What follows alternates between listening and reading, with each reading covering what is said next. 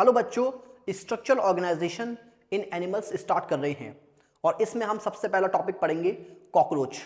तो कॉकरोच में सबसे पहले कॉकरोच की क्लासिफिकेशन पढ़ते हैं। ठीक है, तो कॉकरोच में आप बताइए सबसे पहले कि कॉकरोच कौन से किंगडम से बिलोंग करता है।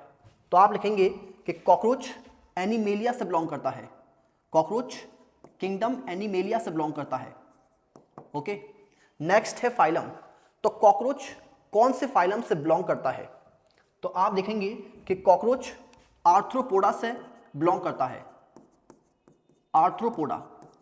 अब आपका सवाल होगा कि ये आर्थ्रोपोडा से क्यों बिलोंग करता है। तो देखिए इसका इस टर्म का मतलब समझते हैं पहले। तो आर्थ्रो मतलब क्या होता है। आर्थ्रो मतलब होता है जॉइंटेड।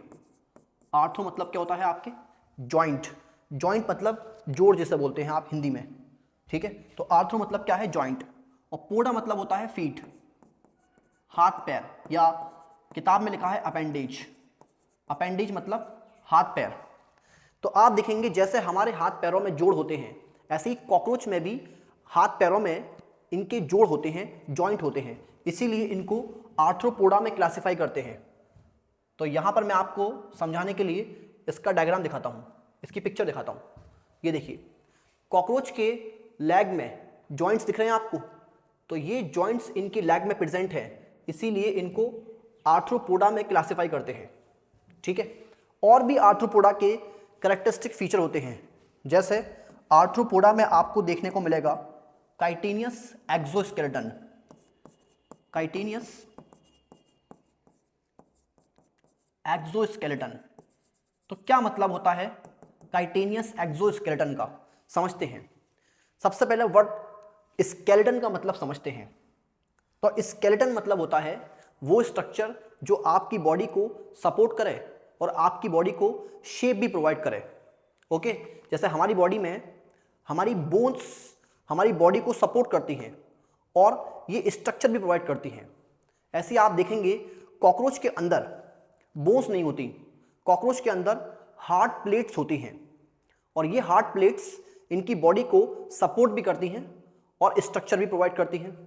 ओके, और जैसे आप देखेंगे हमारी बॉडी के केस में हमारी बॉडी में बोन्स बॉडी के अंदर है, और कॉकरोच में आप देखेंगे ये प्लेट्स बॉडी के अंदर नहीं है, बॉडी के सरफेस पे है, इसीलिए आप इसको एक्सोस्केलेटन बोलेंगे। एक्सो मतलब बाहर, क्योंकि ह्यूमन के केस में ये स्केलेटन बॉडी के अंदर है, इसीलिए इसको एंडोस्केलेटन बोलते हैं। हमारी बोन्स बॉडी के अंदर हैं, इसलिए एंडोस्केलेटन बोलते हैं। और कॉकरोच के केस में ये जो प्लेट्स हैं जो स्केलेटन का काम कर रही हैं वो बॉडी की सरफेस पे हैं, इसीलिए इसको एक्सोस्केलेटन बोलते हैं। ओके, और ये प्लेट्स क्योंकि काइटिन की बनी है, इसीलिए इसको बोलते हैं काइटिनियस एक्सोस्केलेटन। ओके, इसके बारे में हम डिटेल में और पढ़ेंगे आगे। अब आप लिखिए क्लास। तो कॉकरोच कौन से क्लास से बिलोंग करता है। कॉकरोच कौन सी क्लास से बिलोंग करता है। तो आप लिखेंगे कॉकरोच इंसेक्टा क्लास से बिलोंग करता है। इंसेक्टा। तो आप पूछेंगे कि ये इंसेक्टा क्लास से क्यों बिलोंग करता है। तो इसका जवाब होगा क्योंकि इसमें होते हैं 3 पेयर्स ऑफ अपेंडेज।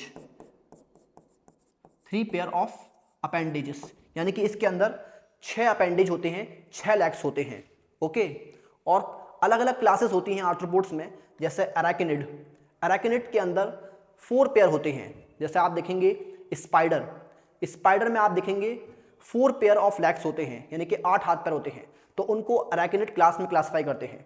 और कॉकरोच में क्योंकि 3 पेयर ऑफ अपेंडेज होते हैं, तो इनको इंसेक्टा क्लास में क्लासिफाई करते हैं।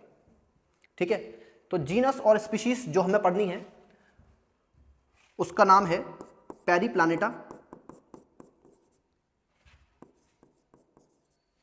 अमेरिकाना। ठीक है, तो पेरीप्लानेटा जीनस और स्पीसीज जो हमें पढ़नी है, जो हमारी एनसीईआरटी में दी है, वो है अमेरिकाना। ओके, तो किंगडम है इसका एनिमेलिया, फाइलम है आर्थ्रोपोडा, क्योंकि इनके जॉइंट्स में इनके हाथ पैरों में जॉइंट्स होते हैं, इसलिए आर्थ्रोपोडा। Chitinous exoskeleton. स्केलेटन मतलब जो बॉडी को सपोर्ट करे, तो वो स्केलेटन इनका बॉडी के बाहर है, हार्ड प्लेट्स हैं बॉडी की सरफेस पे, इसीलिए एक्सोस्केलेटन। और क्योंकि वो काइटिन की बनी है तो chitinous exoskeleton. 3 pairs of appendage हैं, इसीलिए क्लास इंसेक्टा, और जीनस ऑफ फाइलम है पेरिप्लानेटा अमेरिकाना। ठीक है, तो ये आप लिख लीजिए वीडियो पॉज करके, फिर हम आगे देखेंगे। तो चलिए बात करते हैं आप कॉकरोच के जनरल फीचर्स की। तो इसके बाद आप करेंगे जनरल फीचर्स की बात। तो सबसे पहले जनरल फीचर में देखिए, कॉकरोच होते हैं नॉकटर्नल। क्या मतलब होता है नॉकटर्नल का, समझते हैं। ह्यूमंस में आप देखिए, ह्यूमंस दिन के टाइम में एक्टिव रहते हैं और रात में रेस्ट करते हैं, सोते हैं। तो ऐसे जानवर जो दिन में एक्टिव रहते हैं, ऐसे जानवर जो दिन में एक्टिव रहते हैं उनको आप बोलते हैं डायर्नल। ओके, तो मैं यहां पे लिख देता हूं डायर्नल क्या होता है। डायर्नल एनिमल उनको बोलते हैं जो एक्टिव रहते हैं ड्यूरिंग डे टाइम, जो डे टाइम में एक्टिव रहते हैं। Okay, nocturnal. अब कॉकरोच हमसे उल्टा है, कॉकरोच रात के टाइम में एक्टिव रहता है और दिन के टाइम में छुपा रहता है, इनएक्टिव रहता है। तो ऐसा क्यों करता है? क्योंकि दिन के टाइम में सन की वजह से काफ़ी हीट होती है और कॉकरोच उस हीट को अवॉइड करने के लिए दिन के टाइम में छुपा रहता है। तो ये हीट को अवॉइड इसलिए करता है, एक तो ये कोल्ड ब्लडेड है, ऊपर से हीट की वजह से इनका एक्सोस्केलेटन सूख सकता है, जिसकी वजह से वो बहुत ज़्यादा हार्ड हो जाएगा और कॉकरोच को प्रॉब्लम हो जाएगी। इसीलिए ये सन की हीट अवॉइड करने के लिए दिन के टाइम में छुपा रहता है और रात के टाइम में खाने की तलाश में निकलता है। ओके, तो ऐसे जानवर जो रात में एक्टिव रहते हैं उनको आप बोलते हैं nocturnal, active during night.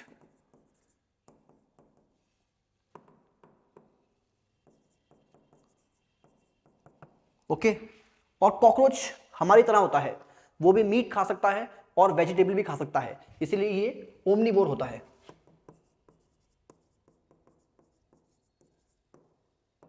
Okay, और आप देखेंगे कॉकरोच, आप बताइए कॉकरोच कहाँ मिलना चाहिए, ड्राई हैबिटाट में या डैम्प एरिया में जहां पर ह्यूमिडिटी या मॉइस्चर ज़्यादा होता है? तो ऑफ कोर्स, क्योंकि एक तो ये कोल्ड ब्लडेड है, दूसरा ये अपने एक्सोस्केलेटन को ड्राई होने से बचाता है, इसीलिए ये आपको ऐसी जगह मिलेगा जहां पर ह्यूमिडिटी ज़्यादा हो, यानी कि डैम्प एरिया में। तो ये मिलते हैं आपको कहाँ?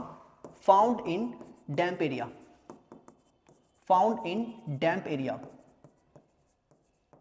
ओके, और क्योंकि ये घर में गंदगी फैलाता है, फूड डैमेज करता है, क्रॉप डैमेज करता है, आपके घर में गंदगी फैलाता है, इसीलिए ये पेस्ट है। ठीक है, और ये बीमारियों को भी फैलाता है। ठीक, इसलिए ये वेक्टर है। वेक्टर उसको बोलते हैं जो डिजीज ट्रांसमिट करता है।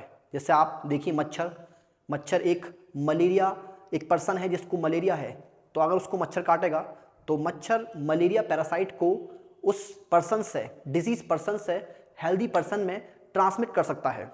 इसीलिए मच्छर क्या है? मच्छर वेक्टर है जो डिजीज को ट्रांसमिट कर रहा है from one place to another place, और you can say from infected person to healthy person. ठीक है, तो ऐसे ही कॉकरोच भी डिजीज को स्प्रेड कर सकते हैं, इसीलिए ये भी क्या होते हैं? ये भी वेक्टर होते हैं। ठीक है, तो आप लिखेंगे यहाँ पे सीरियस पेस्ट, क्योंकि ये खाना डैमेज करते हैं, and vector of some disease, vector of some disease, क्योंकि ये खाने वाने को कंटेमिनेट करते हैं, इसीलिए ये टाइफाइड जैसी बीमारी का वेक्टर होते हैं। Example typhoid. ठीक है, तो टाइफाइड जैसी बीमारी के ये वेक्टर होते हैं। ओके, जो कि खाने से, गंदे खाने से फैलती है। अब आप देखिए कॉकरोच का किताब में साइज दे रखा है, तो कॉकरोच का साइज दिया है किताब में 1/4 इंच टू 3 इंच, ये जनरल कॉकरोच का साइज है। और किताब में पेरिप्लानेटा अमेरिकाना का साइज दे रखा है, इसका साइज होता है 3.4 सेंटीमीटर टू 5.3 सेंटीमीटर। किताब में इसको mm में दिया है, 34 mm टू 53 mm, बात एक ही है। तो इसको याद करना भी बड़ा आसान है, याद करने का तरीका है 3, 4, 5 एंड देन 3। ठीक है, तो इसका साइज है 3.4 सेंटीमीटर टू 5.3 सेंटीमीटर। इसको भी आप सेंटीमीटर में ले सकते हैं, 0.6 सेंटीमीटर टू 7.6 सेंटीमीटर। तो ज़्यादा इंपॉर्टेंट ये है कि आप पेरिप्लानेटा का साइज याद रखें। और किताब में आपको कॉकरोच का कलर भी दिया है। तो कॉकरोच का कलर होता है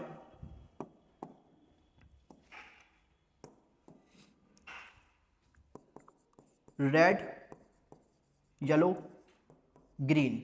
तो किताब कहती है कि कॉकरोच आपको रेड, येलो, ग्रीन कलर के मिल सकते हैं ट्रॉपिकल रीजन में, in tropical regions. Tropical region जैसे इंडिया, तो ट्रॉपिकल रीजन में आपको रेड, येलो, ग्रीन कलर के कॉकरोच मिल सकते हैं। और किताब में पेरिप्लानेटा अमेरिकाना का कलर दे रखा है ब्राउन, ब्लैक ब्राउन। तो इसका कलर होता है ब्लैक ब्राउन। तो जनरल कॉकरोच का कलर रेड, येलो, ग्रीन भी हो सकता है, लेकिन पेरिप्लानेटा अमेरिकाना का कलर ब्राउन और ब्लैक होता है। ठीक है, तो आसान है इसके बारे में कि ये रात में एक्टिव रहते हैं, इसीलिए नॉकटर्नल होते हैं और दोनों चीज़ खा सकते हैं। तो इसीलिए मतलब दोनों चीज़ मीट और वेजिटेबल दोनों खा सकते हैं, इसलिए ओमनीवोर होते हैं। और ये डैम्प एरिया में रहते हैं ताकि अपने एक्सोस्केलेटन को ड्राई होने से बचा सकें, इसीलिए फाउंड इन डैम्प एरिया। और ये आपके घर के खाने को ख़राब करते हैं, तो ये सीरियस पेस्ट हैं और डिजीज़ को भी स्प्रेड करते हैं। तो ये वेक्टर हैं कुछ डिजीज़ के जो कि आपके गंदे खाने पानी से फैलती हैं, जैसे टाइफाइड। ओके, और साइज़ याद रखिएगा आप पेरिप्लानेटा का 3.4 सेंटीमीटर टू 5.3 सेंटीमीटर। और कलर क्या है इसका, ब्लैक ब्राउन। ओके, तो यहाँ तक आप वीडियो पॉज करके लिखिए, इसके बाद हम आगे बात करेंगे इसकी मॉर्फोलॉजी की। तो अब इसकी मॉर्फोलॉजी की बात करते हैं। तो मॉर्फोलॉजी में सबसे पहले बात करेंगे इसकी बॉडी की। तो जैसे हमारी बॉडी आप देखिए, हमारी बॉडी डिवाइडेड है हेड, नेक और ट्रंक में। ट्रंक में आप देखेंगे ऊपर वाला पार्ट थोरैक्स, जिसमें आपके लंग्स और हार्ट होता है, और नीचे आपके एब्डोमेन, जिसमें आपके liver, kidney, small intestine, large intestine वगैरह प्रेजेंट होते हैं। ठीक है, तो इनकी बॉडी भी 3 पार्ट्स में डिवाइडेड है, हेड, थोरैक्स और एब्डोमेन। इनके अंदर ट्रू नेक एब्सेंट होती है। ठीक, तो यहां पे लिखेंगे कि बॉडी डिवाइडेड है किसमें,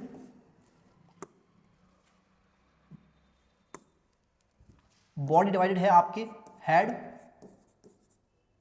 थोरैक्स और एब्डोमेन में। ठीक है, तो body is divided into 3 parts. Body के आपके 3 पार्ट्स होते हैं।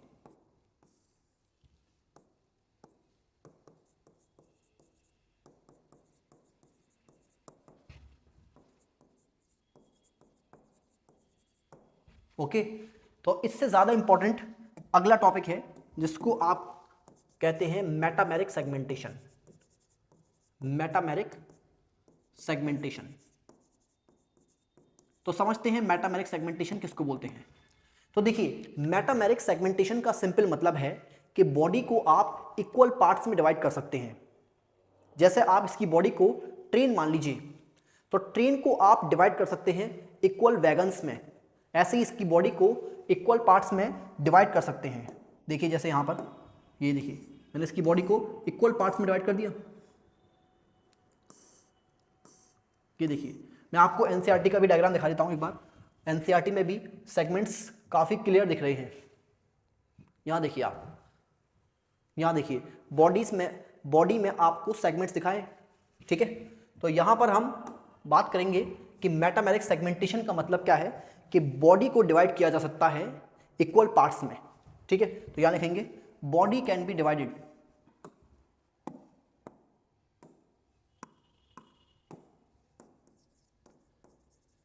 Body can be divided into equal parts. Body को इक्वल पार्ट्स में डिवाइड किया जा सकता है, या इक्वल सेगमेंट कह सकते हैं आप, इक्वल सेगमेंट्स में डिवाइड किया जा सकता है। ठीक है, अब बात करते हैं हर एक सेगमेंट को बोलते क्या है। तो हर एक सेगमेंट को आप बोलते हैं मेटामेयर। ये एक मेटामेयर है, ये मेटामेयर, मेटामेयर, मेटामेयर। ठीक है, तो हर एक सेगमेंट को आप क्या बोलते हैं, metamere. Each segment called metamere. ठीक है,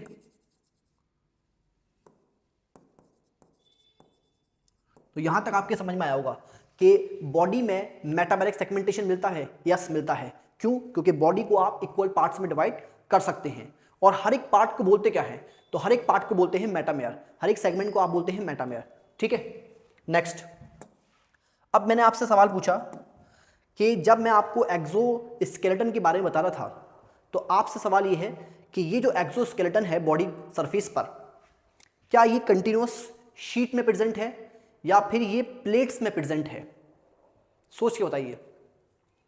तो इसका जवाब है कि ये आपकी प्लेट्स में प्रेजेंट है। और आप देखेंगे प्लेट्स, हर एक मेटामेयर पे अलग प्लेट मिलेगी आपको। जैसे मान लीजिए ये मेरी बॉडी को कॉकरोच की बॉडी मान लीजिए, तो जैसे मान लीजिए ये ऊपर एक सेगमेंट है, एक नीचे एक सेगमेंट है, तो ऊपर के सेगमेंट पे एक प्लेट, नीचे के सेगमेंट में एक दूसरी प्लेट, और उसके नीचे की जो सेगमेंट्स हैं उनमें आपके अलग अलग प्लेट्स प्रेजेंट हैं। ठीक है, तो ये जो आपके एक्सोस्केलेटन है ये प्लेट्स की फॉर्म में है और इन प्लेट्स को आप स्क्लेराइड बोलते हैं।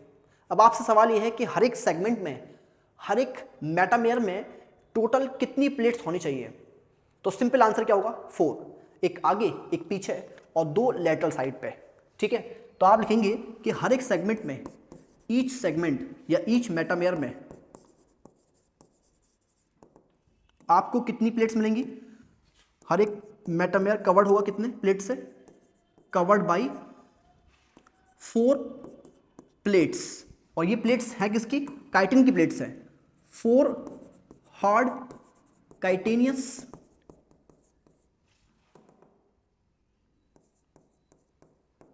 प्लेट्स, और इन प्लेट्स को आप बोलते क्या है?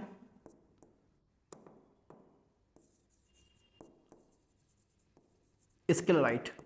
इन प्लेट को आप क्या बोलते हैं? स्क्लेराइड बोलते हैं। ठीक है, तो हर एक मेटामेयर कवर है आपकी 4 हार्ड काइटेनियस प्लेट्स है, इनको आप क्या बोलते हैं? इनको आप क्या बोलते हैं? स्क्लेराइड। ठीक है, और क्योंकि ये प्लेट्स बाहर हैं इसीलिए इनको आप बोलते हैं एक्सो, और ये बॉडी को सपोर्ट प्रोवाइड करती हैं तो इसलिए बोलते हैं स्केलेटन। तो एक्सोस्केलेटन आपके इन प्लेट से ही बना होता है। ठीक है, अब बात करते हैं स्क्लेराइड्स की। तो हर एक मेटामेयर में, ईच मेटामेयर टोटल कितनी स्क्लेराइड है? 4 स्क्लेराइड है। ठीक, तो जो सामने स्क्लेराइड है उसको आप बोलते हैं स्टर्ना। ठीक है, तो जो सामने स्क्लेराइड है उसको आप बोलते हैं स्टर्ना या स्टर्गा या स्टर्जाइट। ठीक है, तो लिखते हैं यहां पर कि जो वेंट्रल साइड पर है, बॉडी में वेंट्रल साइड पर है। ठीक है, और क्योंकि कॉकरोच की बॉडी इस तरह से होगी तो ये वेंट्रल साइड इसके नीचे होगी, नीचे वाली सरफेस होगी। ठीक है, तो वेंट्रल साइड पे आपके एक प्लेट मिलेगी, एक स्क्लेराइड मिलेगी, जिसको आप बोलेंगे क्या? स्टर्ना या स्टर्गा या स्टर्जाइट। ठीक है, अब बात करते हैं जो पीछे साइड पे यानी कि डॉर्सल साइड पे, क्योंकि कॉकरोच की बॉडी इस तरह से, तो डॉर्सल साइड ऊपर वाली साइड होगी। ठीक है, तो आप लिखेंगे यहां पे डॉर्सली एक प्लेट होगी जिसको आप बोलेंगे टर्गा या टर्गम या टर्जाइट। ठीक है, और साइड्स में जो प्लेट्स मिलेगी यानी कि लेटरल साइड में जो प्लेट मिलेगी आपको वो 2 प्लेट्स होंगी। ठीक है, या 2 स्क्लेराइड मिलेंगी। तो लेटरल साइड की स्क्लेराइड को आप बोलते हैं प्लूरा या प्लूराइड।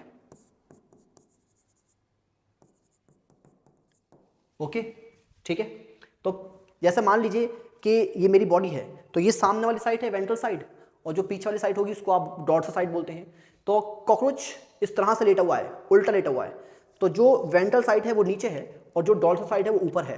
तो नीचे वेंट्रल साइड पे जो स्क्लेराइड है उसको आप बोलते हैं क्या? स्टर्ना, स्टर्गा या स्टर्जाइट। और जो डॉर्सल साइड ऊपर साइड पर स्क्लेराइड है उसको आप बोलते हैं टर्गा, टर्गम या टर्जाइट। और जो साइड्स में है उनको बोलते हैं प्लूरा, प्लूराइट। ओके, तो अब बात करते हैं आपके आर्थ्रोडिल मेम्ब्रेन की। तो देखिए आप ध्यान से यहां पर, जैसे मान लीजिए ये है 2 स्क्लेराइड। ठीक है, ये मैंने दो स्केलेट बनाई, एक ऊपर वाले सेगमेंट में, एक ऊपर वाले मेटामेयर में और एक नीचे वाले मेटामेयर में, मैंने दो स्केलेट बनाई। तो आपसे सवाल ये है, क्या ये दोनों एडजेसेंट स्क्लेराइड आपस में फ्यूज हैं या फिर ये फ्यूज्ड नहीं है आपस में? तो जवाब है कि ये आपस में फ्यूज नहीं होती। अगर ये फ्यूज होती तो फिर कॉकरोच मूव ही नहीं कर पाता, कॉकरोच की मोबिलिटी जीरो होती। तो यहाँ पर आप देखेंगे प्लेट्स फ्यूज नहीं है, बल्कि ये आपस में एक दूसरे से जुड़ी हैं एक फ्लेक्सिबल मेम्ब्रेन से, और उस मेम्ब्रेन को आप क्या बोलते हैं, लिखते हैं। देखिए एक फ्लेक्सिबल मेम्ब्रेन जो इन दोनों स्क्लेराइड को कनेक्ट कर रही है, उस मेम्ब्रेन का नाम क्या है? इस मेम्ब्रेन को आप बोलते हैं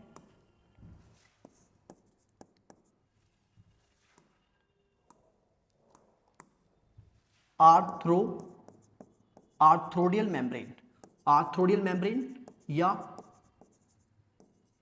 आर्टिकुलर मेम्ब्रेन, आर्टिकुलर मेम्ब्रेन। ठीक है, तो आर्थ्रोडियल मेम्ब्रेन और आर्टिकुलर मेम्ब्रेन एडजेसेंट स्क्लेराइड को आपस में कनेक्ट करती हैं, और इनका पर्पस यही है कि ये कॉकरोच को थोड़ी सी मोबिलिटी प्रोवाइड करें। अगर ये आपस में प्लेट फ्यूज होती तो कॉकरोच मूव नहीं कर पाता, क्योंकि ये काफ़ी हार्ड होती हैं। इसीलिए दो प्लेट्स के बीच में एक फ्लेक्सिबल मेम्ब्रेन होती है, जिसको आप बोलते हैं आर्थ्रोडियल मेम्ब्रेन या आर्टिकुलर मेम्ब्रेन। आर्टिकुलर क्योंकि आर्टिकुलेट कर रही हैं, जोड़ रही हैं, इसलिए आर्टिकुलर मेम्ब्रेन। तो लिखेंगे आप यहाँ पे, ये होती हैं क्या? ये होती हैं thin flexible membrane, thin flexible membrane. ठीक है, और इसका काम क्या है? ये करती है जॉइन या आर्टिकुलेट, ये करती है जॉइन या आर्टिकुलेट एडजेसेंट स्क्लेराइड। ये एडजेसेंट स्क्लेराइड को ज्वाइन करती है। ठीक है, और इसका काम है मूवमेंट। तो बिना इसके तो कॉकरोच मूव ही नहीं कर सकता। ठीक है, तो इसका फंक्शन क्या है? Facilitate movement. तो आप ये लिख लीजिए, वीडियो रोक करके आप ये लिख लीजिए। तो जल्दी से रिवाइज कर लेंगे एक बार और। बॉडी के 3 पार्ट्स हैं, हेड, थोरैक्स एंड एब्डोमेन, और बॉडी में मेटाबॉलिक सेगमेंटेशन मिलता है, यानी कि बॉडी को आप इक्वल पार्ट्स में डिवाइड कर सकते हैं। बॉडी सेगमेंटेड है और हर एक सेगमेंट को आप बोलते हैं मेटामेयर। मेटामेयर के सरफेस पर आपको हार्ड काइटिन की प्लेट्स मिलती हैं, और इन प्लेट्स को आप बोलते हैं स्क्लेराइड। हर एक मेटामेयर पे 4 स्क्लेराइड, एक आगे एक पीछे और 2 लेटरल साइड में। तो जो वेंट्रल साइड में है उसको बोलते हैं स्टर्ना, स्टर्गा या स्टर्जाइट, और जो डॉर्सल साइड में है यानी कि ऊपर की साइड में है कॉकरोच में, उसको आप बोलते हैं टर्गा, टर्जाइट या टर्गम। ठीक है, और जो लेटर साइड में है उसको बोलते हैं प्लूरा या प्लूराइड। और ये जो स्क्लेराइड्स हैं ये आपस में एक दूसरे से कनेक्टेड होती हैं एक थिन फ्लेक्सिबल मेम्ब्रेन से, जिसको आप आर्थ्रोडियल मेम्ब्रेन बोलते हैं या आर्टिकुलर मेम्ब्रेन बोलते हैं। ओके, और इसका काम होता है कॉकरोच को फ्लेक्सिबिलिटी या मूवमेंट प्रोवाइड करना। ओके, ठीक है। नेक्स्ट बात करेंगे कि कॉकरोच में टोटल सेगमेंट्स कितने मिलते हैं, टोटल मेटामेयर्स कितने मिलते हैं। ठीक है, तो जल्दी से बनाते हैं टेबल, और टेबल में देखेंगे कि कॉकरोच में आपके कितने सेगमेंट्स मिलते हैं। तो यहां पर आपने बनाया टेबल, और टेबल में आपने बनाए, ठीक है, तो यहां पर आप लिखेंगे सेगमेंट्स।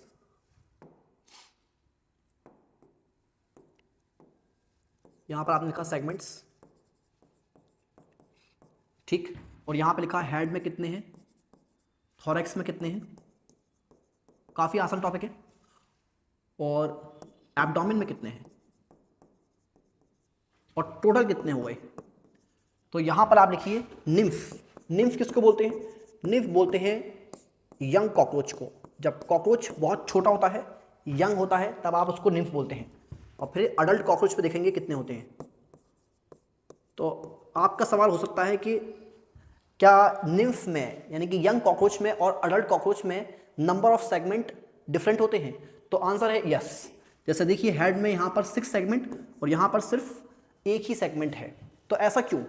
तो जैसे आप ह्यूमंस में देखिए, ह्यूमंस में जब आपके यंग होते हैं हम लोग, यानी कि जो नए नए पैदा होते हैं बच्चे, उनके अंदर 300 से भी ज़्यादा हड्डी होती हैं और बहुत सारी हड्डी फ्यूज़ हो जाती हैं, और अडल्ट लाइफ में सिर्फ 206 हड्डी बचती हैं।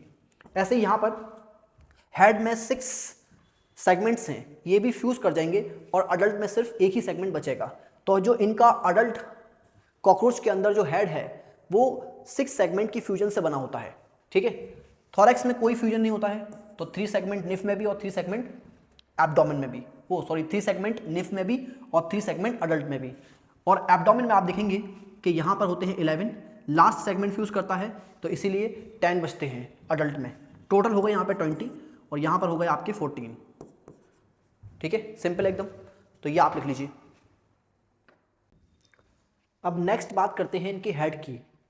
तो यहाँ पर आप लिखिए इनका हेड, देखिए इनका हेड,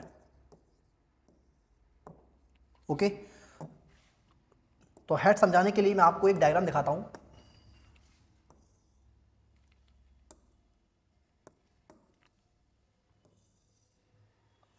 और साथ में मैं आपको एक चीज और बताता हूं। आप बताइए मुझे टोटल कितने सेगमेंट हैं इनके थॉरैक्स में। तो मैंने आपको अभी बताया कि इनके थॉरैक्स में टोटल 3 सेगमेंट्स हैं, ओके। तो ये इसको मैं यहां भी बना देता हूं, ठीक है। तो थॉरैक्स के सेगमेंट्स मैंने आपको दिखाए। ये क्या है? थॉरैक्स, थॉरैक्स, ठीक है। और यहां से लेके यहां तक क्या होगा? Abdomen, okay. ये इसका हेड है। तो सबसे पहले आप देखिए कॉकरोच, जैसे मान लीजिए ये कॉकरोच की बॉडी है, तो सामने वाली साइड वेंट्रल साइड, पीछे वाली साइड डॉर्सल साइड, और ये जो बॉडी है वेंट्रल साइड ये इसकी नीचे आ जाएगी, क्योंकि कॉकरोच इस तरह से उल्टा लेटा है। तो जो नीचे साइड होगी वो वेंट्रल साइड, जो ऊपर होगी वो डॉर्सल साइड। और आप देखेंगे कि जो आगे की तरफ पार्ट है वो थॉरैक्स है, हेड के बाद जो पार्ट है वो थॉरैक्स है, और थॉरैक्स 3 पार्ट्स में डिवाइडेड है। तो जो थॉरैक्स का सबसे आगे वाला सेगमेंट है उसको आप बोलते हैं प्रोथॉरैक्स। तो ये होगा प्रोथॉरैक्स। तो थॉरैक्स का सबसे आगे वाला सेगमेंट है प्रोथॉरैक्स, बीच में मीजोथॉरैक्स, और सबसे पीछे इसको बोलेंगे आप मेटाथॉरैक्स, मेटाथॉरैक्स। तो हेड के सबसे क्लोज जो होगा वो होगा प्रोथॉरैक्स, या कह सकते हैं बॉडी में सबसे आगे एंटीरियर साइड पे आपके क्या होगा? प्रोथॉरैक्स, बीच में मीजोथॉरैक्स और सबसे पीछे मेटाथॉरैक्स, ओके। नेक्स्ट, अब आपसे सवाल ये है कि हेड का शेप क्या है। तो आप मुझे बताइए हेड का शेप क्या है। तो आप बताएंगे कि हेड है ट्रायंगुलर, ओके। अभी मैं आपको डायग्राम दिखाऊंगा। हेड का शेप क्या है? ट्रायंगुलर। नेक्स्ट है, अगर मैं यहां पर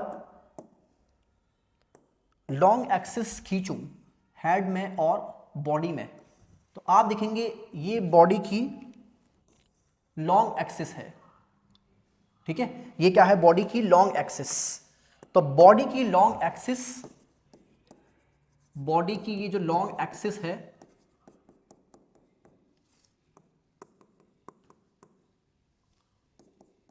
ये कह सकते हैं आप लॉन्गिट्यूडनल एक्सिस है। तो बॉडी की जो लॉन्गिट्यूडनल एक्सिस है और हेड की जो लॉन्गिट्यूडनल एक्सिस है, ये आप बताइए कैसी है? क्या ये आपस में पैरेलल है या आपस में परपेंडिकुलर है? तो आप कहेंगे कि हेड परपेंडिकुलर है बॉडी से, ये बॉडी की लॉन्ग एक्सिस, ये हेड की लॉन्ग एक्सिस। तो हेड परपेंडिकुलर है या राइट एंगल पे है बॉडी से, ठीक है। तो आप लिखेंगे यहां पे head is perpendicular, head is perpendicular to long axis of body, to long axis या longitudinal axis, ठीक है। तो जो बॉडी की longitudinal axis है उसके हेड आपके परपेंडिकुलर है, हेड इनका इस तरह से होता है, तो बॉडी की लॉन्ग एक्सिस से ये परपेंडिकुलर है। अब नेक्स्ट है कि जो इनका माउथ है वो माउथ होता है नीचे, ये है माउथ। ओके, तो आप कह सकते हैं माउथ नीचे की तरफ फेस कर रहा है, ऐसे माउथ को हाइपोगेनेथस बोलते हैं। यहां पे लिखते हैं हाइपोगेनेथस। हाइपो मतलब होता है नीचे, गिनेथस मतलब होता है जॉ, गिनथा, गिनेथस। ठीक है, तो क्योंकि इनका मुंह, इनकी जॉस नीचे की तरफ है, इसीलिए ऐसे माउथ को आप क्या बोलते हैं, हाइपोगेनेथस माउथ। मैं आपको दिखा देता हूं एक बार और डायग्राम में। ये देखिए, तो ये इनकी जो बॉडी है और इनका जो माउथ है, तो बॉडी और इनका हेड है ये परपेंडिकुलर है और इनका माउथ नीचे की तरफ फेस कर रहा है, तो ऐसे माउथ को आप बोलते हैं हाइपोगेनेथस माउथ।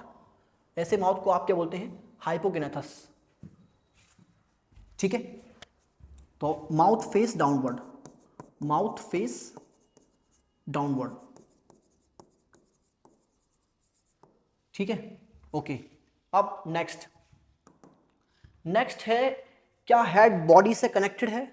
ऑफ कोर्स कनेक्टेड है, और बॉडी में भी ये थोरैक्स से कनेक्टेड होगा। तो किताब कहती है कि इनके पास ट्रू नेक नहीं है, लेकिन एक प्रोथोरैक्स का ही शॉर्ट एक्सटेंशन होता है, एक प्रोथोरैक्स का ही छोटा सा एक्सटेंशन होता है, जिसको आप नेक बोल सकते हैं। तो ये है इनकी फॉल्स नेक। ठीक है, ये ट्रू नेक नहीं है। ओके, तो आप लिखेंगे कि हेड कनेक्टेड होता है, head connected to prothorax. Head prothorax से कनेक्टेड है, किसके through? Through short extension of prothorax, prothorax की शॉर्ट एक्सटेंशन से। ठीक है, तो थ्रू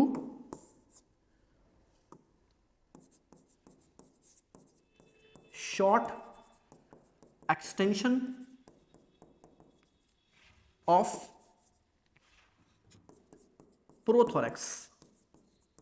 ओके, प्रोथोरैक्स के शॉर्ट एक्सटेंशन से कनेक्टेड है, और इस शॉर्ट एक्सटेंशन को ही आप नेक बोल देते हैं। ठीक है, तो ये जो शॉर्ट एक्सटेंशन है, ये आपके, इसको आप क्या बोल देते हैं, नेक। तो ये फ्लेक्सिबल है या नॉन फ्लेक्सिबल है? तो आप कहेंगे ये होती है फ्लेक्सिबल। ठीक, इसीलिए आप देखेंगे कॉकरोच अपने हेड को चारों तरफ घुमा सकता है, अपने हेड को वो ऑल डायरेक्शन में मूव कर सकता है, बिकॉज इसकी नेक कैसी है, इसकी नेक है फ्लेक्सिबल। ठीक है, तो आप लिखेंगे हेड इज मोबाइल। हेड क्या है, मोबाइल है, हेड इज मोबाइल। हेड को ये सारे डायरेक्शन में, 360 डायरेक्शन में ये अपने हेड को रोटेट कर सकता है। ठीक है, इसीलिए आप लिखेंगे head is mobile in all direction. और ऐसा पॉसिबल क्यों है? बिकॉज इनके पास जो नेक है वो फ्लेक्सिबल होती है। तो head is mobile in direction due to flexible neck. Okay, तो यहां तक आपकी समझ में आ गया होगा हेड के बारे में। हेड का शेप ट्रायंगुलर है और ये बॉडी से परपेंडिकुलर होती है, बॉडी की लॉन्ग एक्सिस से ये आपकी परपेंडिकुलर होता है। ठीक, और माउथ फेस करता है नीचे की तरफ, तो इसको हाइपोगेनेथस माउथ बोलते हैं। नेक्स्ट है कि ये हेड प्रोथोरैक्स से कनेक्टेड होता है या थोरैक्स से कनेक्टेड होता है by short extension of prothorax, जिसको आप नेक बोल देते हैं। और ये फ्लेक्सिबल होता है, इसलिए हेड सारी डायरेक्शन में घूम सकता है, मोबाइल होता है in all direction due to flexible neck. Okay, तो आप वीडियो पॉज करके ये लिख लीजिए, फिर आगे बात करेंगे इसकी माउथ पार्ट्स की। ओके, और मैं आपको हेड में और भी चीज़ें दिखाता हूँ पहले। ठीक है, पहले आप ये लिखिए। तो अब हेड के बाकी स्ट्रक्चर्स की बात करेंगे कि हेड में और क्या क्या स्ट्रक्चर्स प्रेजेंट हैं। तो यहां पर आप देखिए, यहां पर मैंने इसका हेड बनाया, ये मैंने इसका हेड बनाया। ओके, तो आप कॉकरोच की बॉडी को एक बार और देखिए। कॉकरोच की सामने वाली साइड है यानी कि वेंट्रल साइड, और ये पीछे वाली साइड है यानी कि डॉर्सल साइड। तो कॉकरोच क्योंकि इस तरह से है, लेटा हुआ है, तो आप देखेंगे जो वेंट्रल साइड है वो नीचे है और जो डॉर्सल साइड है वो ऊपर की साइड में है, और इसका हेड बॉडी से 90 डिग्री पर है। तो हेड की जो डॉर्सल सरफेस है वो सामने होती है और जो वेंट्रल सरफेस है वो अंदर की तरफ होती है। ओके, तो ये सामने वाली जो साइड है हेड की, जिसको आप डॉर्सल सरफेस बोलते हैं, यहीं पर आपकी आइस प्रेजेंट होती हैं, और आइस लेटरल साइड में होती हैं, लेटरल साइड में। तो इसलिए आइस की पोजीशन क्या हो गई, dorso lateral, dorso lateral. Okay, तो यहां पर आप देखेंगे कि इनकी आइज कैसी होती हैं, डॉर्सोलैटरल, डॉर्सोलैटरल, ठीक है। और इनकी जो आंखें होती हैं ये होती हैं कंपाउंड आई। अब ये कंपाउंड आई क्या होती हैं, इसके बारे में हम डिटेल में पढ़ेंगे आगे वीडियो में। आप लिखिए पहले यहाँ पे, ये होती हैं कंपाउंड आई, और ये इनकी पोजीशन क्या है, डॉर्सोलैटरल, ठीक है, इनकी पोजीशन क्या है, डॉर्सोलैटरल।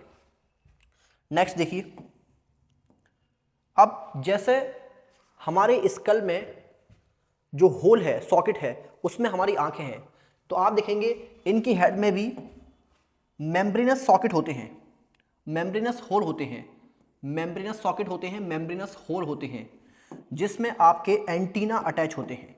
ये देखिए इनके एंटीना यहाँ से निकल के आते हैं, ये है इसका एंटीना, ओके। तो इनके एंटीना यहाँ पर मेम्ब्रेनस सॉकेट में फिट होते हैं, ओके। तो ये है सॉकेट, तो दिस इज सॉकेट, और ये है आपके एंटीना, ओके। तो दोबारा समझ लीजिए, जैसे हमारे स्कल में होल्स हैं, सॉकेट हैं, जिसमें हमारी आंखें प्रेजेंट हैं, ऐसे ही इनके स्कल में, इनके हेड में होल्स हैं जिनको आप सॉकेट बोलते हैं, इसमें आपके एंटीना अटैच होते हैं, ओके। अब आप ध्यान से देखिए कि इनके एंटीना कैसे हैं, तो किताब लिखती है इनके एंटीना है फिलीफॉर्म। फिलीफॉर्म का मतलब है कि इनके एंटीना थ्रेड लाइक हैं, फिलीफॉर्म है यानी कि थ्रेड लाइक, ओके। और दूसरी चीज ये है कि इनके एंटीना सेगमेंटेड होते हैं, इनके एंटीना भी कैसे होते हैं, सेगमेंटेड होते हैं, यानी कि ये भी आपके छोटे छोटे पार्ट्स से मिलकर बने होते हैं। तो ये है आपके एंटीना सेगमेंटेड, सेगमेंटेड, ओके। और क्या ये सेंसरी होते हैं, यस, ये भी सेंसरी होते हैं, ये भी सेंसरी होते हैं। तो सेंसरी एंटीना क्या सेंस करते हैं, सवाल ये है, सेंसरी एंटीना क्या सेंस करते हैं। तो आप देखेंगे ये हमारी स्किन की तरह होते हैं, और ये टेम्परेचर को सेंस कर सकते हैं, ये टच को सेंस कर सकते हैं। जब भी कॉकरोच चलता है, अगर वो किसी चीज़ से टच होगा तो ये उसको सेंस करेंगे, ठीक है। तो ये आपके टेम्परेचर को, टच सेंसेशन को, और यहाँ तक कि ये साउंड वाइब्रेशंस को भी सेंस कर सकते हैं, ये साउंड वाइब्रेशंस को भी सेंस कर सकते हैं,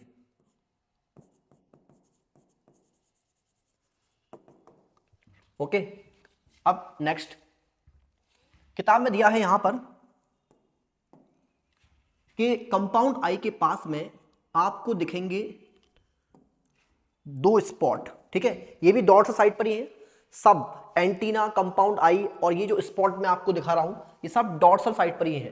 तो इस स्पॉट को आप क्या बोलते हैं, इसको आप क्या बोलते हैं, तो ध्यान से देखिए यहां पे, ये जो स्पॉट है,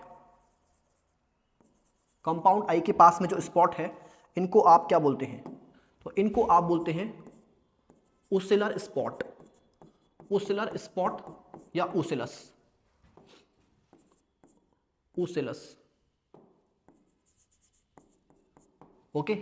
तो ये जो ओसिलर स्पॉट है या ओसिलस है, यहां पर कॉकरोच में इनका कोई काम नहीं होता है।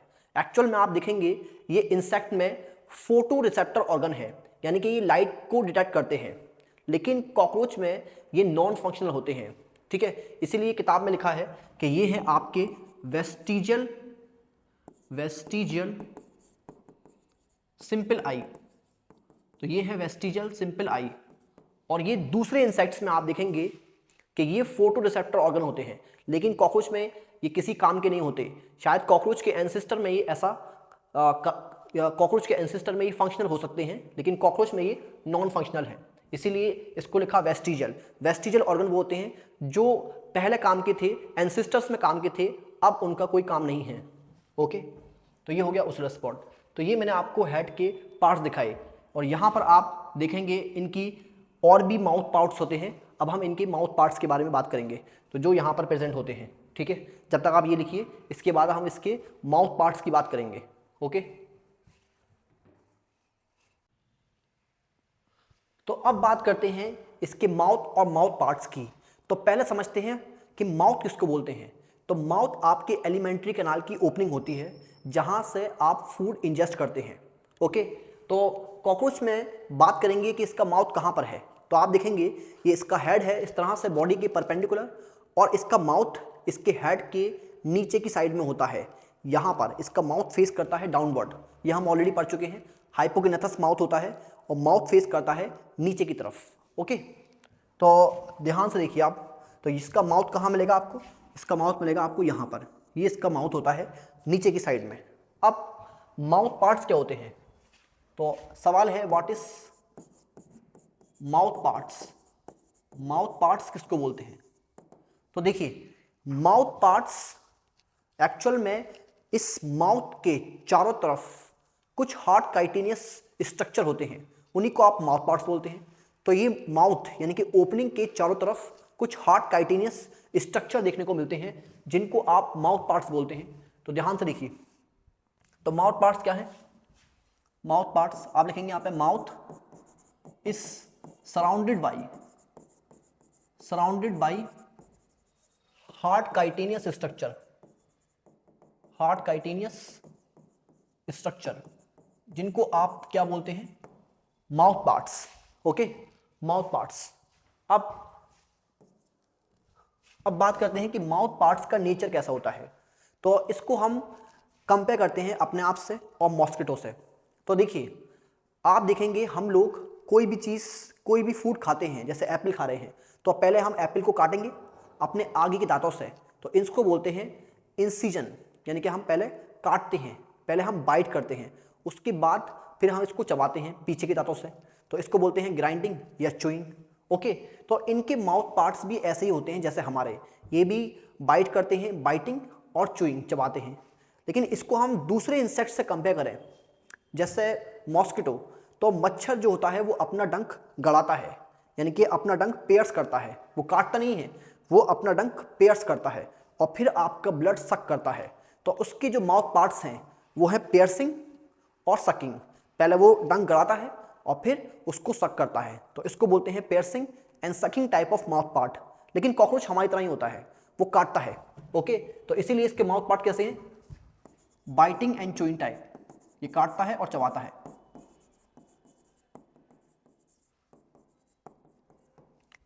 नेक्स्ट है इसके माउथ पार्ट होते कौन कौन से हैं, तो देखते हैं। तो बहुत सिंपल है,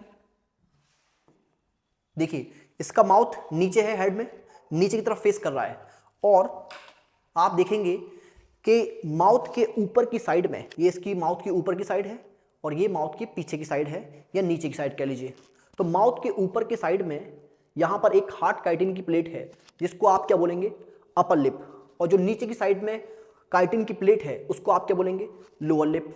सिंपल है, तो लिखते हैं पहले upper lip, upper lip. Okay, और अपर लिप को और क्या बोलते हैं, लैब्रम।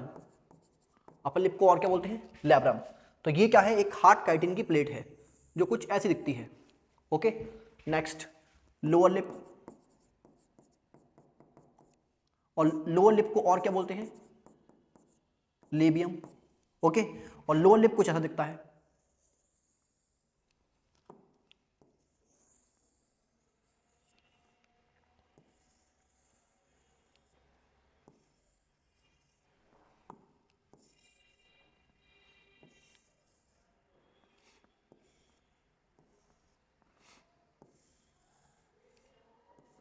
ओके, और ये आप देखेंगे ये फिलामेंटस स्ट्रक्चर जो लोअर लिप से निकलते हुए दिख रहे हैं आपको, इनको बोलते हैं आप लेबियल पैल्प। लेबियल पैल्प, अभी बात करेंगे लेबियल पैल्प का काम क्या होता है। ठीक है, तो सिंपल है, माउथ के ऊपर जो प्लेट है अपर लिप, माउथ के नीचे जो प्लेट है लोअर लिप। ओके, अब बात करते हैं कि इनकी जॉस कहाँ होती हैं। तो अगर हम अपनी जॉ की बात करें तो हमारे माउथ के ऊपर जॉ है और माउथ के नीचे जॉ है। ठीक है, लेकिन इनकी जॉ की बात करें तो इनकी जॉ माउथ के लेटरल साइड में होती है।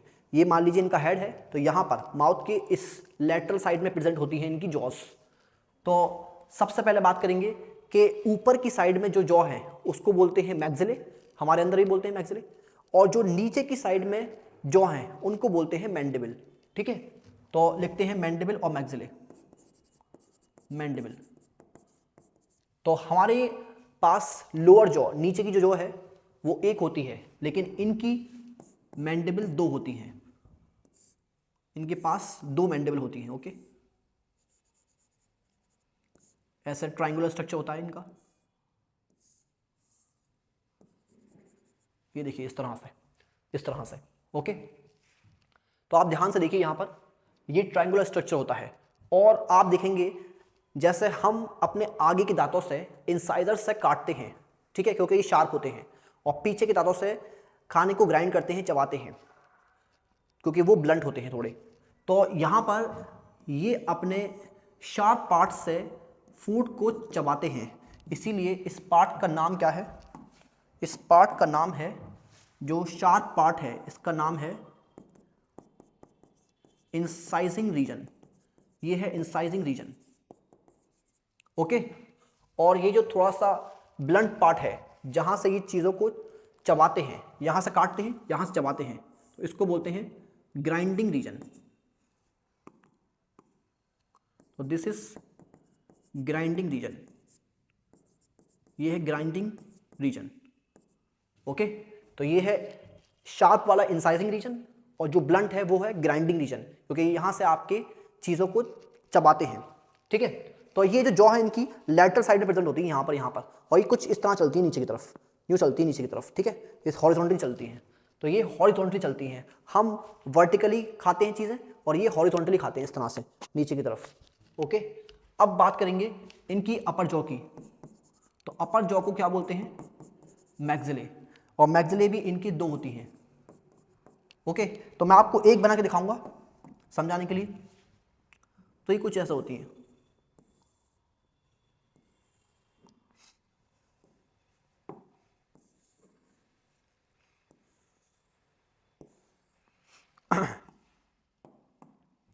और ये आप देखेंगे यहाँ पर भी थ्रेड लाइक स्ट्रक्चर होता है। ठीक है, मैंने आपको एक ही मैक्सिले बना के दिखाई है, और ये जो थ्रेड लाइक स्ट्रक्चर है इसको बोलते हैं maxillary palp. Maxillary palp. Okay, तो यहां तक आपके समझ में आया होगा, यहां तक आपके समझ में आ गया होगा। अब दोबारा देखिए ध्यान से, कुछ और मैं आपको बताता हूं। माउथ है नीचे, माउथ के ऊपर अपर लिप, माउथ के नीचे लोअर लिप, माउथ के लेटरल साइड में ऊपर में अपर जॉ मैक्सिले, और लोअर साइड में लेटरल साइड में लोअर जॉ यानी कि मैंडिबल। ओके, अब बीच में जगह बचती है, ऊपर भी नीचे भी और लेटरल साइड में भी बची बीच में जगह। तो बीच में एक और स्ट्रक्चर होता है जिसको आप बोलते हैं क्या? हाइपोफैरिंक्स। हाइपोफैरिंक्स, और हाइपोफैरिंक्स सिंगल स्ट्रक्चर है। ठीक है, तो क्योंकि ये बीच में है इसलिए इसको क्या बोलते हैं? इसलिए इसको बोलते हैं median lobe. Median lobe. Okay, और आप ध्यान से देखिए, ये मीडियन लोब दिखती कैसी है? तो ये मीडियन लोब कुछ ऐसी दिखती है। ओके, और मीडियन लोब जैसे आप देखिए हमारे टंग के नीचे भी सलाइवरी ग्लैंड की डक्ट ओपन होती हैं, ऐसे ही यहां पर मीडियन लोब के बेस पर सलाइवरी ग्लैंड की डक्ट ओपन होती है, इसीलिए इस मीडियन लोब को टंग कंसीडर कर सकते हैं। ओके, बस ये इसके माउथ पार्ट्स हैं। तो ऊपर में अपर लिप, नीचे में लोअर लिप, साइड्स में ऊपर साइड में मैक्सिले, और साइड में लोअर साइड में, ठीक है, लेटरल साइड में, लोअर साइड में मैंडिबल, और बीच में मीडियन लोब जिसको आप हाइपोफैरिंक्स या टंग भी बोल सकते हैं। ठीक है, तो मैं एनसीईआरटी में इसका स्ट्रक्चर भी दिखा देता हूं, और लेबियल और मैक्सिलरी पैल्प का मैं आपको काम बता देता हूं। ठीक है, तो देखिए मैक्सिलरी पैल्प और लेबियल पैल्प दोनों ही सेंसरी स्ट्रक्चर हैं, आगे हम लिखेंगे भी सेंसरी स्ट्रक्चर्स में, दोनों ही सेंसरी स्ट्रक्चर हैं, और ये दोनों स्मेल के, ऑल्फैक्शन के काम आती हैं, और खाने को टेस्ट करने के काम आती हैं। तो ये टेस्ट और ऑल्फैक्शन के काम आती हैं। ओके, मैक्सिलरी पैल्प के और भी काम होते हैं, जैसे ये फूड को उठा करके अपने मुंह में रखने के काम भी आती हैं। ओके, ठीक है, तो मैं आपको एनसीईआरटी में दिखा देता हूं इनके स्ट्रक्चर। और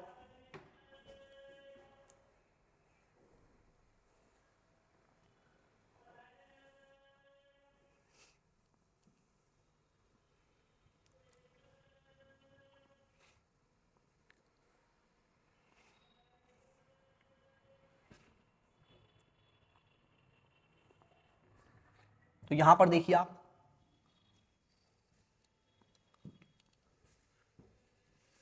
यहां पर देखिए, तो ये upper lip labrum, lower lip labium, और अपर जॉ मैक्सिले, और लोअर जॉ मैंडिबल।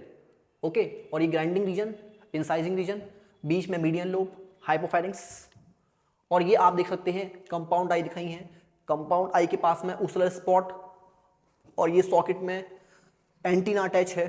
और यहां पर आप लेबलिंग याद कर लीजिएगा, आ सकती हैं। तो अब बात करते हैं इसके थोरैक्स की। ओके, तो नेक्स्ट टॉपिक है थोरैक्स।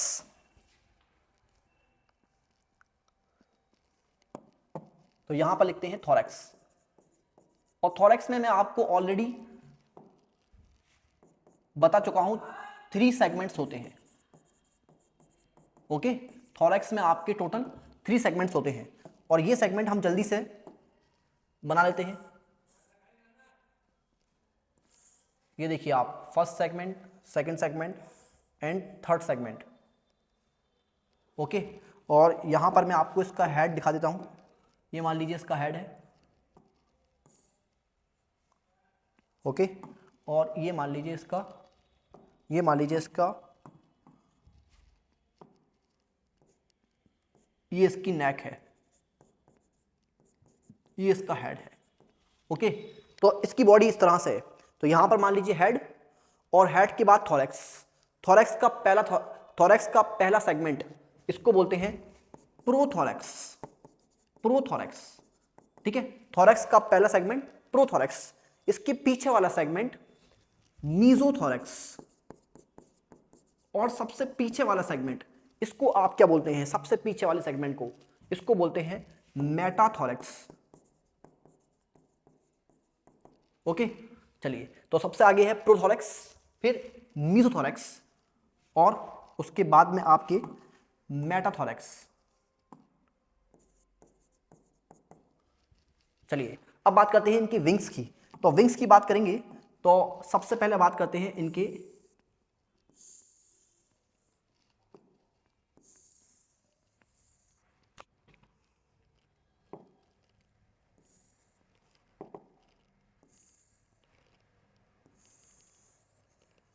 ये देखिए, ये इनके आगे के विंग्स हैं।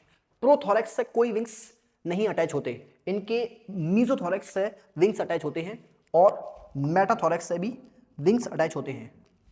तो यहां पर मैं बताता हूं,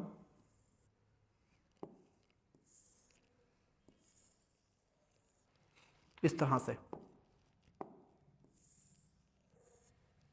ओके, अब ध्यान से देखिए, यहां पर आप ध्यान से देखिए, ध्यान से देखिए, एकदम ध्यान से देखिए। तो प्रोथोरैक्स पे कोई विंग नहीं है, और उसके पीछे है आपके मीजोथोरैक्स, और उसके पीछे है आपके मेटाथोरैक्स। तो आगे जो मीजोथोरैक्स से विंग है, उनको आप बोलेंगे क्या, फोर विंग, क्योंकि वो आगे हैं।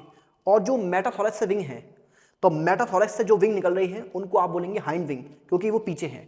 तो ये है आपकी फोर विंग। तो these are four wing, these are four wing, और ये विंग पीछे है, इसलिए इनको आप बोलेंगे क्या, hind wing, hind wing, simple. Okay, और क्योंकि ये मीजोथोरैक्स से निकल रहे हैं, इसीलिए इनको बोलते हैं आप मीजोथोरैसिक विंग। और क्योंकि ये मेटाथोरैक्स से निकल रहे हैं, इसीलिए इनको आप क्या बोलते हैं, मेटाथोरैसिक विंग।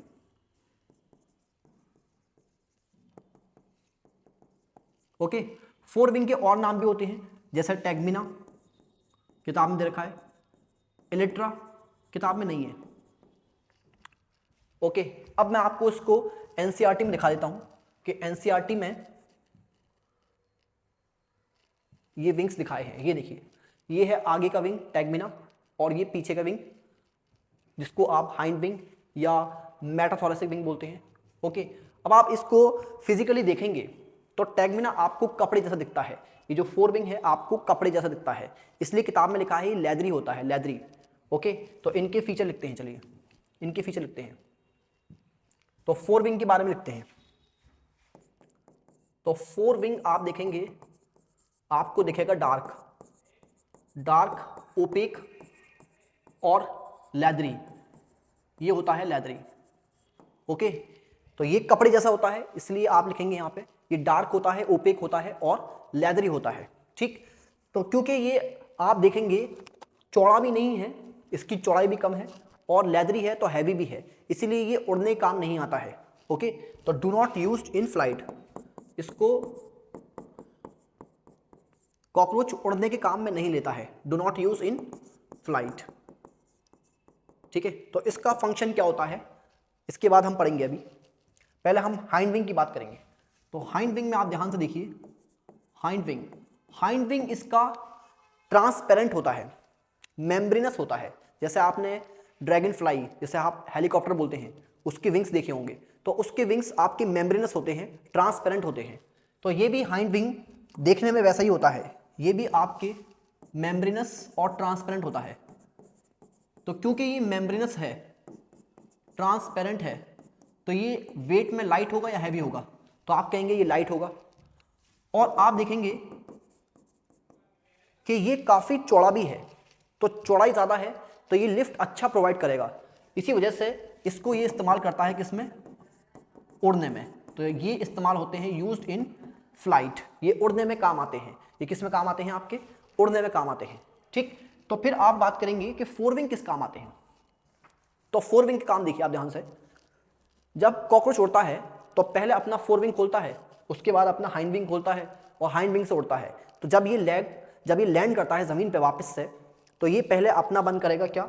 हाइंड विंग, पीछे का विंग, और उसके ऊपर रख लेगा फोर विंग। तो फोर विंग का काम होता है इस मेम्ब्रेनस हाइंड विंग को प्रोटेक्शन देना रेस्ट पे। तो बस यहां पे लिखेंगे क्या? Protect hind wing at rest. तो ये रेस्ट पे हाइंड विंग को प्रोटेक्ट करता है। बस ये विंग्स के बारे में आपने लिख लिया। ठीक है, अब एनसीईआरटी में एक स्ट्रक्चर और दे रखा है, उसकी बात कर लेते हैं कि ये देखिए, ये क्या है? ये स्क्लेराइट है। कॉकरोच के डॉर्सल साइड पे जो स्क्लेराइट होती है, जिसको आप टर्गा बोलते हैं, ये लेकिन स्पेशल स्क्लेराइट है। ये आपके एक लार्ज स्क्लेराइट है, आप बोल सकते हैं large hard chitinous plate. Okay, और ये स्पेशल क्यों है? क्योंकि ये काफ़ी बड़ी होती है, जिससे ये प्रोथोरैक्स तो कवर करती है, प्रोथोरैक्स के अलावा ये नेक और हेड का कुछ पार्ट और कवर करती है। ठीक है, और इसको आप बोलते हैं क्या? इसको आप बोलते हैं प्रोनोटम, प्रोनोटम। ठीक है, तो प्रोनोटम कवर करती है, कवर प्रोथोरैक्स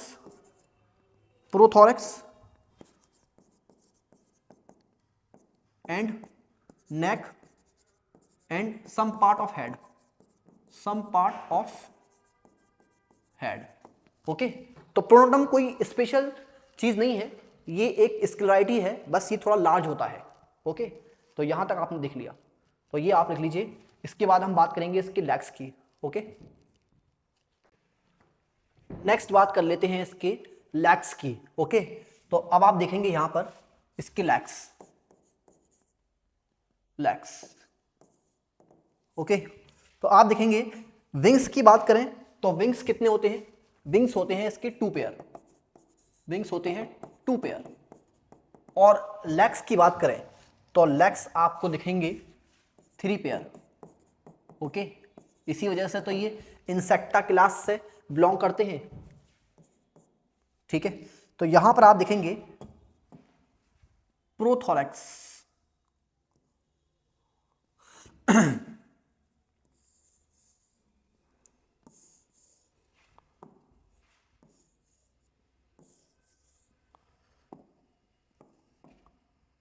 मीजोथोरैक्स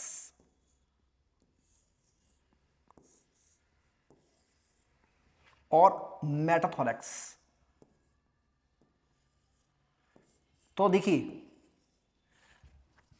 प्रोथोरैक्स से जो लेग अटैच है उसको बोलेंगे सिंपली प्रोथोरैसिक लेग। तो ये है प्रोथोरैसिक लेग। ओके, और जो मीजोथोरैक्स से लेग अटैच है इसको बोलेंगे सिंपली मीजोथोरैसिक लेग। और जो मेटाथोरेक्स से अटैच है उसको आप बोलेंगे metathoracic leg, metathoracic leg, simple. तो ये आप देखेंगे ऐसे ही यहाँ पर दूसरी साइड में भी होंगे। अब सवाल ये है कि इनके लेग्स में कितने सेगमेंट्स होते हैं। तो आप अगर सेगमेंट गिनेंगे तो सेगमेंट आपको दिखेंगे 1 2 3 4 5 सेगमेंट होते हैं इनके हर एक लेग में। इसमें भी 5, इसमें भी 5। तो यहाँ पर मैं आपको डायग्राम में दिखा देता हूँ कि इनके लेग्स में आपको 5 सेगमेंट मिलेंगे। आपको नाम याद करने की ज़रूरत नहीं है। कॉक्सा, ट्रॉन्चेंटर, फीमर, टिबिया, टार्सस, ये 5 सेगमेंट होते हैं इनके लेग्स के, लेकिन आप इनका नाम याद करने की ज़रूरत नहीं है, ठीक है। तो ये इनके लेग्स हो गए। अब आपसे क्वेश्चन है कि ईच सेगमेंट आपको सेलेक्ट करना है इसमें ट्रू स्टेटमेंट, आपको इसमें ट्रू स्टेटमेंट सेलेक्ट करना है। Select true statement, true statement इसमें आप सेलेक्ट कीजिए। तो ईच सेगमेंट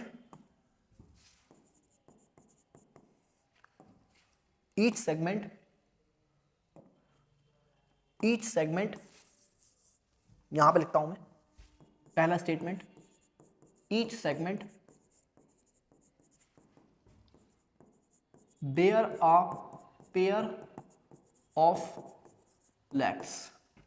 अब दूसरा है same, each segment bear a pair of wing. तो इसमें कौन सा स्टेटमेंट सही है बताइए, वीडियो पॉज करके सोचिए और बताइए कौन सा स्टेटमेंट सही है। तो आप कहेंगे कि हर एक सेगमेंट में पेयर ऑफ लेग है, यस।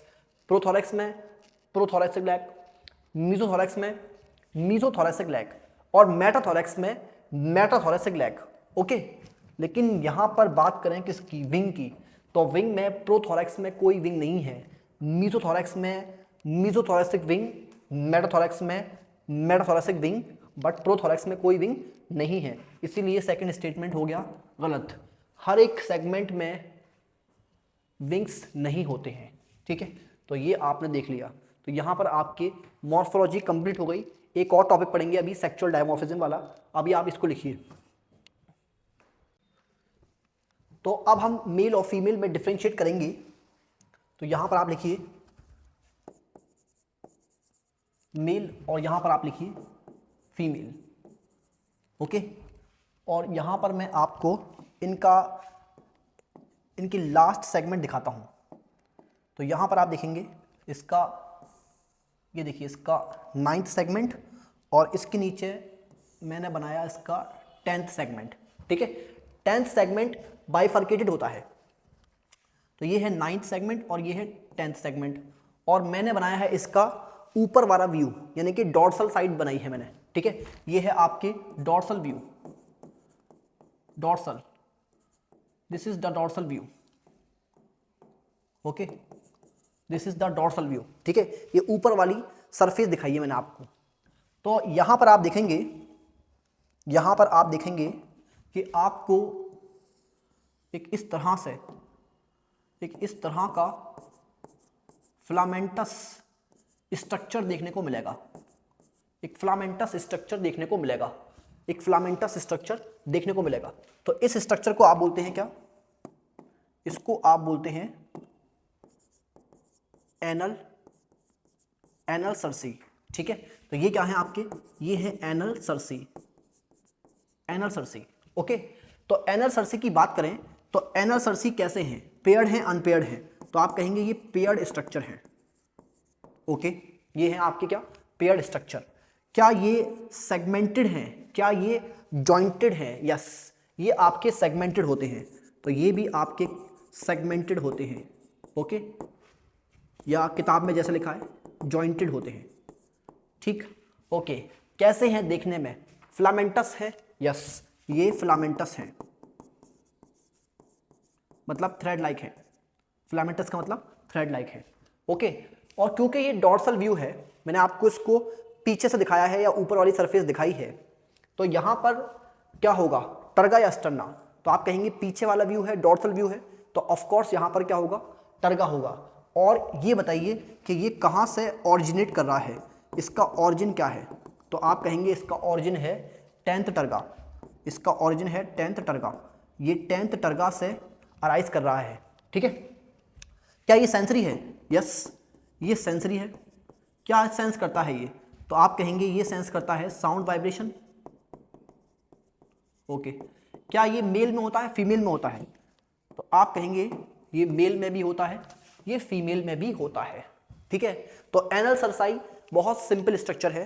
आप देखेंगे जिस तरह से ये कॉकरोच है, कॉकरोच की बॉडी इस तरह से है, तो ये डॉर्सल सरफेस, ये वेंट्रल सरफेस। तो जो डॉर्सल सरफेस है वहां पर आपके दो फिलामेंटस स्ट्रक्चर देखने को मिलते हैं जो कि सेगमेंटेड हैं, सेंसरी हैं, और 10th सेगमेंट से 10th टर्गा से अराइज करते हैं। ठीक है, तो आप देखेंगे यहाँ पे पेयर्ड सेगमेंटेड फिलामेंटस सेंसरी और 10th टर्गा से ऑरिजिनेट करते हैं, मेल और फीमेल दोनों में मिलते हैं। ठीक है, आप ये लिखिए। इसके बाद हम बात करेंगे एनल स्टाइल की। ओके, अब बात करेंगे इसके एनल स्टाइल की। ओके, तो यहां पर आप लिखिए फिर से मेल और फीमेल। ओके, मेल और फीमेल, दोबारा लिखिए आप मेल और फीमेल। और यहां पर मैं आपको दिखाता हूं अब ventral view. Ventral view, ventral view मतलब मैं आपको अब इसको नीचे से दिखा रहा हूं, नीचे वाली साइड। ओके, तो ये मैंने आपको दिखाया 9th सेगमेंट और ये मैंने आपको दिखाया 10th सेगमेंट। ठीक है, तो क्योंकि ये वेंट्रल व्यू है तो यहां पर आपको दिखेगा क्या, स्टर्ना, यहां पर आपको स्टर्नम दिखेगा। ठीक है, तो अब आप यहां पर लिखिए, यहां पर आप देखिए, ये देखिए फिलामेंटस स्ट्रक्चर एक और इस फिलामेंटस स्ट्रक्चर को आप क्या बोलते हैं, एनल स्टाइल। ओके, तो पहला सवाल ये है कि एनल स्टाइल आप बताइए मुझे पेयर्ड है या अनपेयर्ड है? तो आप कहेंगे ये होते हैं कैसे, पेयर्ड। ओके, ये पेयर्ड स्ट्रक्चर है। नेक्स्ट है, क्या ये सेगमेंटेड हैं? आप कहेंगे नहीं, ये नॉन सेगमेंटेड है। क्या ये थ्रेड लाइक हैं? यस, ये फिलामेंटस या कह सकते हैं क्या, थ्रेड लाइक होते हैं। फिलामेंटस या फिर क्या होते हैं, थ्रेड लाइक होते हैं। फिलामेंटस या फिर कैसे होते हैं,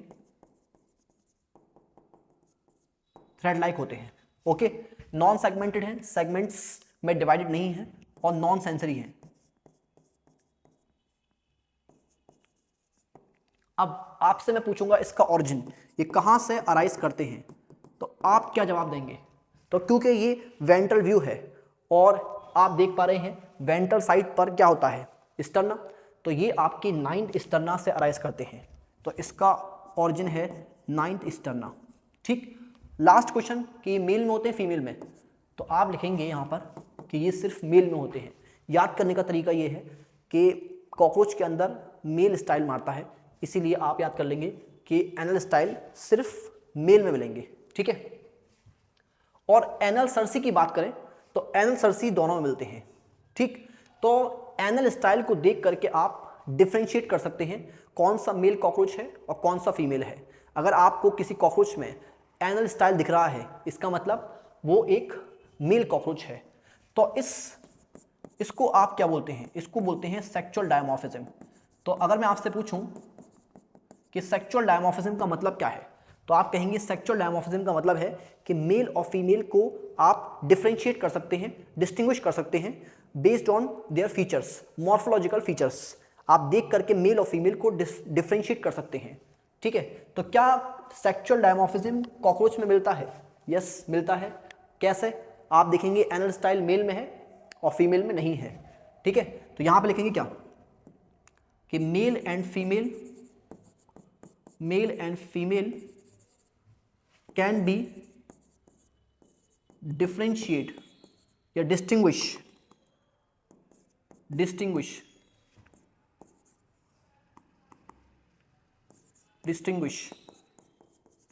ठीक है, मेल और फीमेल को डिस्टिंग्विश किया जा सकता है बेस्ड ऑन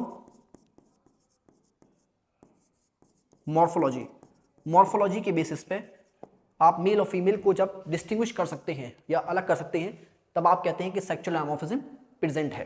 तो यहां पर आपको सेक्सुअल डायमॉर्फिज्म देखने को मिलता है।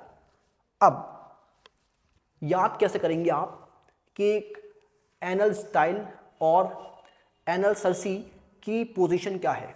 तो याद रखिए एन स्टाइल क्योंकि मेल में है और जब भी स्टाइल मारेगा मेल तो आगे आके मारेगा, तो इसीलिए ये होता है 9th पे, 9 सेगमेंट में। और एनल सरसी आपके होता है पीछे 10 सेगमेंट में। तो याद करने का तरीका ये भी है कि आप याद रखेंगे स्टाइल आपके आगे की साइड से निकल रहा है, वेंट्रल साइड से निकल रहा है, और सरसी आपके पीछे की साइड से या डॉर्सल साइड से निकल रही है, और सरसी पीछे है, एनल स्टाइल आगे है। ओके, ये याद करने का तरीका भी है। और भी हम चीज़ें देखेंगे जो मेल और फीमेल के अंदर डिफरेंट होती हैं। पहले आप यहाँ तक लिखिए, इसको यहाँ तक आप लिख लीजिए वीडियो पॉज करके। नेक्स्ट आप लिखिए, फिर से लिखिए आप मेल और फीमेल, मेल एंड फीमेल।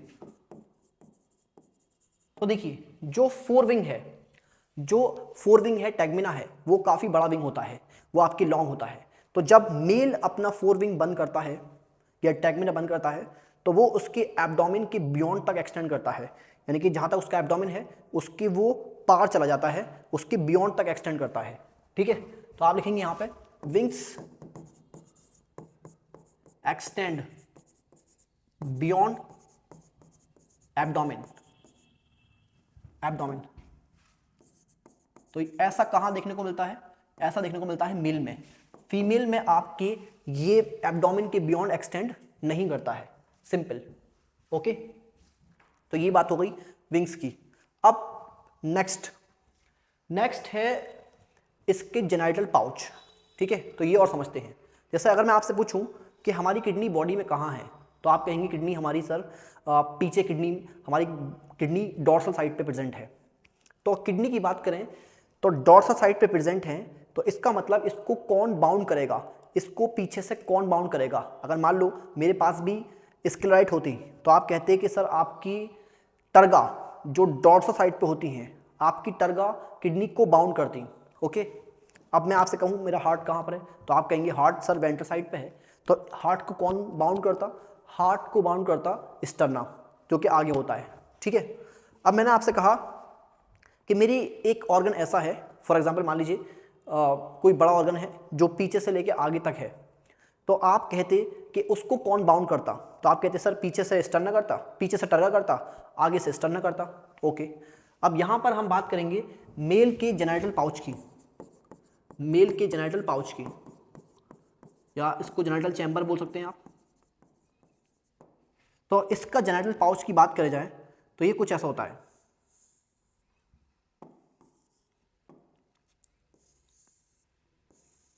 ये देखिए ध्यान से, ये देखिए पीछे ये है डॉर्सल साइड और ये है वेंट्रल साइड। तो आप देखेंगे कि डॉर्सल साइड पे इसका 9th और 10th टर्गा इसको बाउंड करता है, और वेंट्रल साइड पे इसको 9th स्टर्ना बाउंड करता है।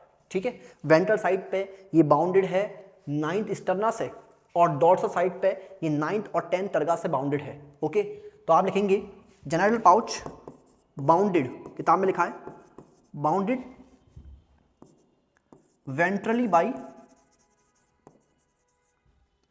9th sterna and dorsally by 9th and 10th टर्गा। Okay, अब नेक्स्ट फीमेल में बात करें तो फीमेल में जेनाइटल पाउच, फीमेल के अंदर जो जेनाइटल पाउच है जिसको आप ब्रूड बोल सकते हैं, ये होता है आगे की साइड में।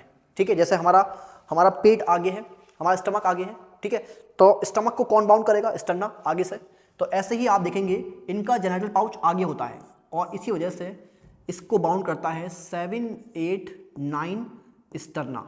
ये 7, 8, 9 स्टर्ना इसको बाउंड करता है। तो लिखेंगे यहाँ पे बाउंडेड बाई 7, 8, 9 स्टर्ना।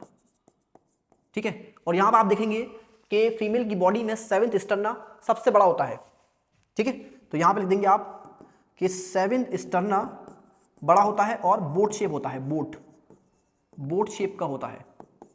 ठीक है, तो देखने में कुछ ऐसा होता है। ये होता है 7th स्टर्ना, ठीक है, 7th स्टर्ना। ओके, ये आपकी खत्म होगी मॉर्फोलॉजी, ये आपके यहाँ पे कंप्लीट हो गई इसकी मॉर्फोलॉजी, ठीक है। अब हम कॉकरोच पे कुछ PYQ देख लेते हैं। जैसे यहाँ पर आप देखिए ये वाला PYQ, in cockroach the forewing are transparent and prothoracic in origin. Okay, पहला स्टेटमेंट है forewing are transparent and prothoracic in origin, तो ये स्टेटमेंट आपके इनकरेक्ट है। क्यों? क्योंकि फोरविंग ट्रांसपेरेंट नहीं होते, डार्क ओपेक लेदरी होते हैं, और प्रोथोरेक्स से नहीं, वो मीजोथोरेक्स से निकलते हैं, ठीक है। और सेकंड स्टेटमेंट आप देखिए, hind wings are opaque leathery and mesothoracic in nature, और ये स्टेटमेंट भी आपके गलत है, क्योंकि हाइंड विंग होते हैं आपके ट्रांसपेरेंट एंड मेम्ब्रेनस, तो इसका आंसर होगा दोनों फॉल्स। ओके, तो ये आप देखिए का आंसर हो गया आपके डी। ओके, ठीक है।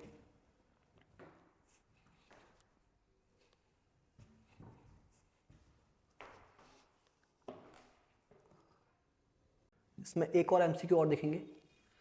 जैसे ये वाला देखिए आप question, characteristic feature of cockroach regarding sexual dimorphism. Sexual dimorphism जिससे आप मेल फीमेल को डिस्टिंग्विश कर सकते हैं। तो आप देखिए, क्या आप स्क्लेराइट से डिस्टिंग्विश कर सकते हैं? नहीं, दोनों में होती हैं। एनल सर्सी इससे कर सकते हैं? नहीं, दोनों में होती हैं। डार्क ब्राउन बॉडी कलर नहीं, और एनल सर्सी नहीं, तो आंसर क्या होगा इसका? एनल स्टाइल, जो सिर्फ मेल में होता है। ओके, तो चेक कर लेते हैं आंसर इसका क्या होगा, 1। ओके।